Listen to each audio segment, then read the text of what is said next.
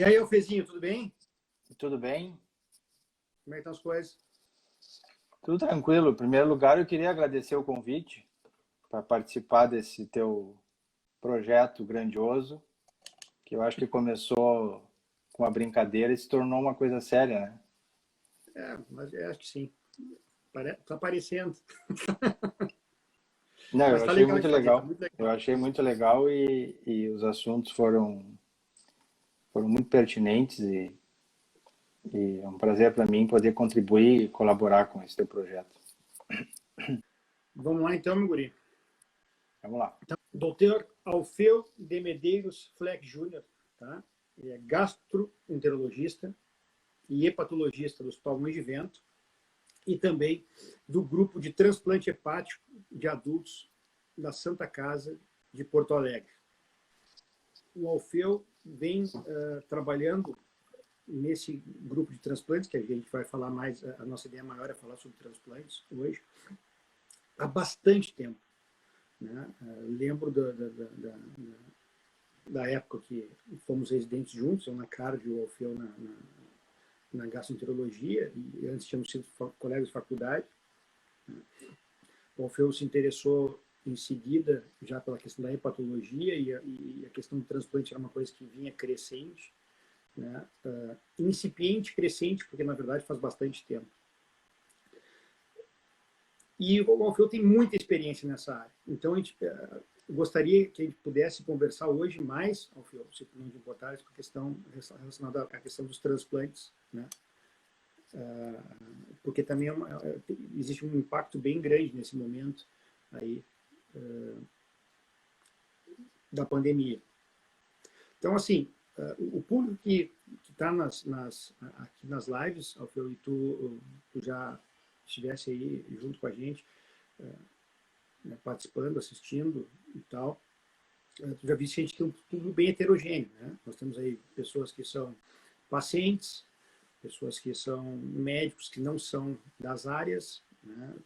Pessoas que estão ligadas a instituições, pessoas que trabalham nos seus consultórios, né? Interior, capital. Então, o início da conversa sempre é para a gente tentar balizar um pouquinho o conhecimento para a gente poder seguir nas outras questões. Tá? Então, assim, primeiro, queria que tu colocasse, para relembrar, para quem não é da área, não conhece muito bem, né? Agora falando da questão de transplante, como é que funciona, né? Por exemplo, para as pessoas que desejam ser doadoras, né? Como é que funciona essa questão de querer ser doador e tornar-se um doador no futuro, né? E como é que funciona as pessoas que são escolhidas para receber, né, um determinado órgão, em determinado momento. Como é que funciona esse processo como um todo, né? Tanto para doador como para receptor. Bom, é só para quem não me conhece, então, eu fiz minha formação na PUC, juntamente com o REC. Em 91 nós entramos na faculdade, nos formamos em 96. Eu fiz residência em gastroenterologia na PUC, uma primeira residência em gastroenterologia na PUC, e depois eu fiz uma segunda residência que existia na época, que se chamava Clínica de Transplantes na Santa Casa. Isso foi no ano 2000.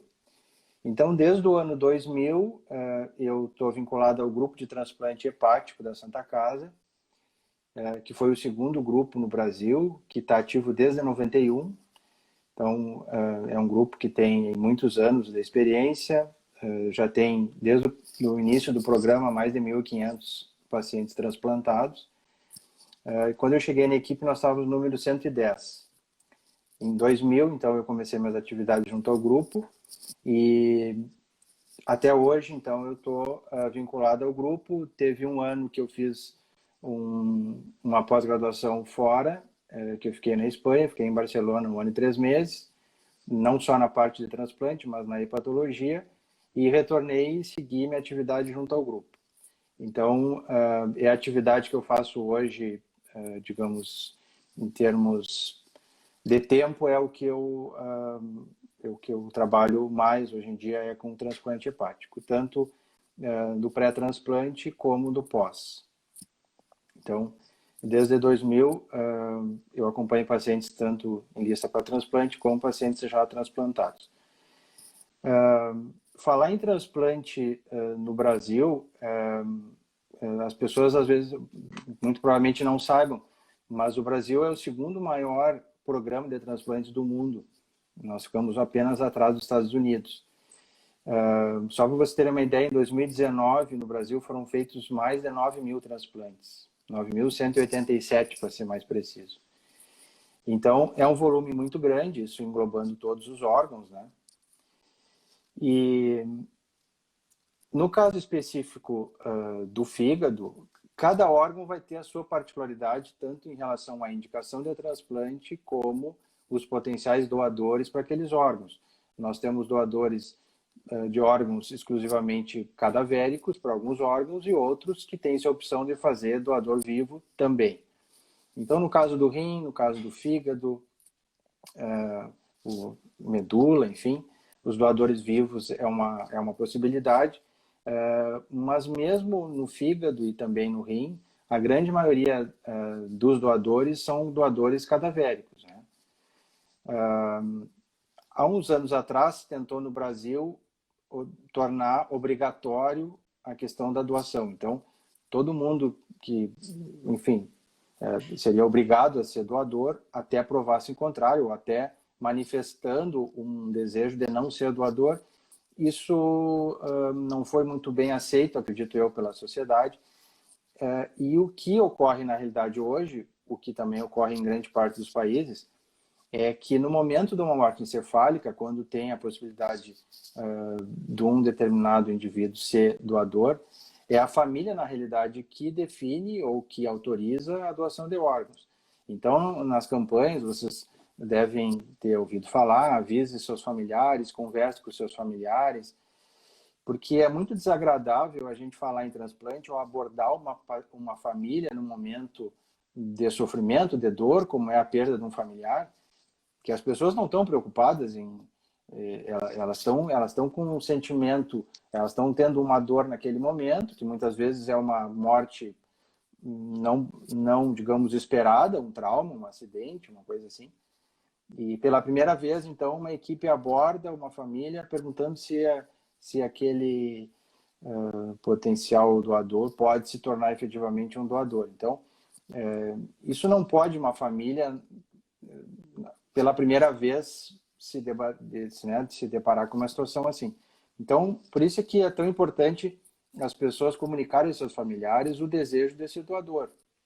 Então, no momento de ter uma possibilidade da doação, e não são todos os casos que se tem isso, obviamente, mas nos casos onde se tem a possibilidade de ser um doador, que a família saiba e que seja um desejo que a pessoa tenha em vida e que normalmente as famílias cumprem depois que a pessoa vai a óbito. Então, na realidade, hoje no Brasil, o que funciona só se faz o transplante, só se autoriza um transplante num determinado indivíduo se a família autorizar.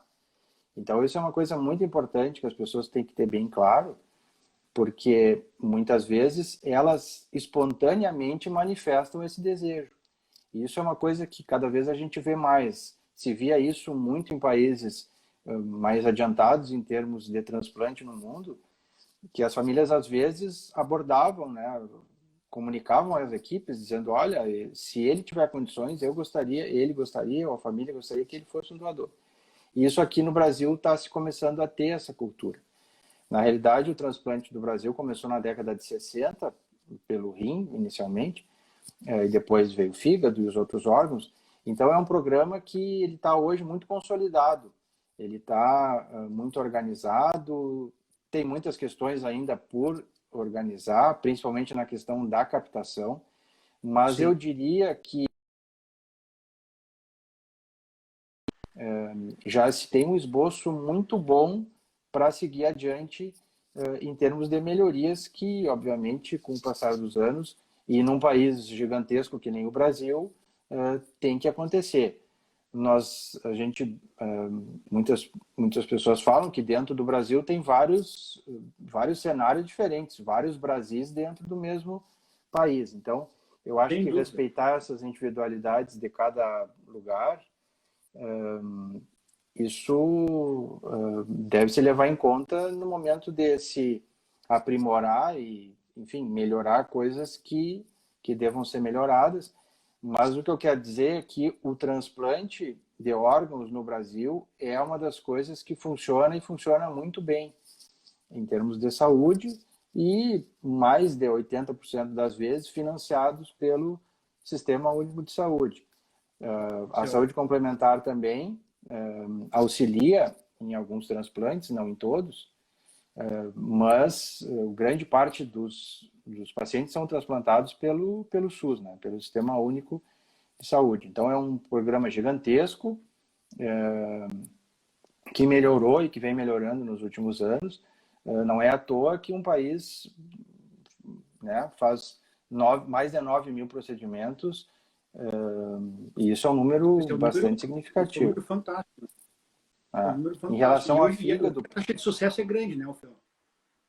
A taxa de sucesso eu acho que tem que ser analisado separadamente cada órgão, né? Porque na realidade o que acontece?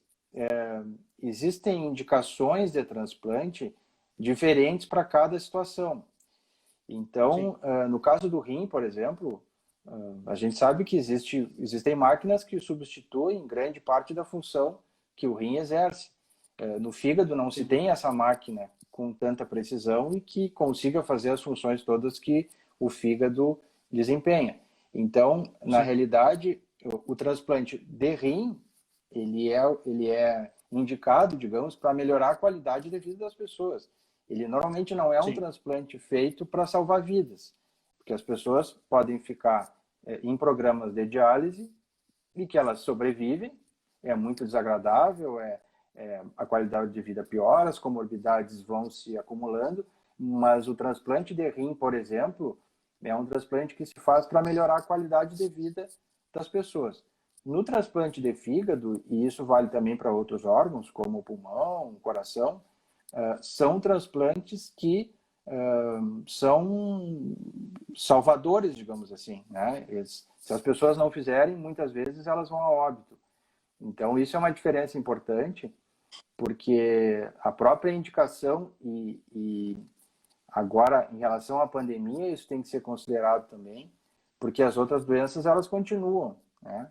Essas doenças têm morbidades, os pacientes que estão, por exemplo, em lista para transplante renal e que estão em diálise, elas também estão sob risco numa unidade de diálise, que elas estão com 8, 10, 15 pacientes na mesma sala, e que elas vão e voltam para fazer diálise numa van com mais 10.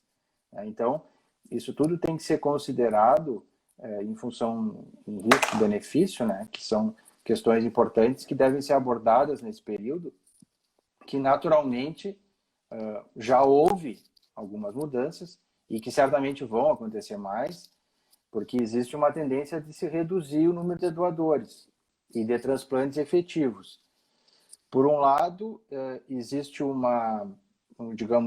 houve uma preparação, a meu ver, adequada dos hospitais e em alguns centros de referência para poder atender pacientes da Covid-19.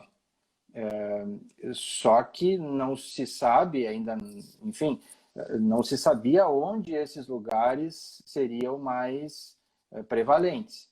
Então, houve uma preparação, em alguns lugares até uma preparação até o momento acima, digamos, da necessidade, mas isso é uma coisa momentânea, a gente não sabe o que vai acontecer daqui para frente, e outros lugares já estão saturados.